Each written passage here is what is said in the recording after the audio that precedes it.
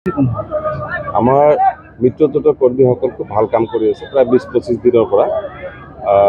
মই খুব আশাবাদী যে আমি দিনে দিনে আমাৰ বহুত ডেভেলপ হ'ব আৰু ইতিমধ্যে বহুতখিনি ডেভেলপ হৈছে। যোৱাবাৰ মই ইলেকশ্যন খেলিছিলোঁ, যোৱাবাৰতকৈ আকাশ আৰু পাতাল এইবাৰ স্বতঃস্ফূৰ্ত মানুহৰ সমৰ্থন আৰু আমাৰ মিত্ৰজোঁটৰ ৱাৰ্ক খুব ধুনীয়া হৈ আছে। গতিকে আমাৰ লাষ্টলৈকে ইম্প্ৰুভ হ'ব, হৈ গৈ পেলাই এবভ 10 লাখ আমি আশা কৰিছোঁ আৰু বাকী হয়তো 7-8 লাখ 8-9 লাখমান ভাগ হ'ব তেওঁলোকৰ মাজত।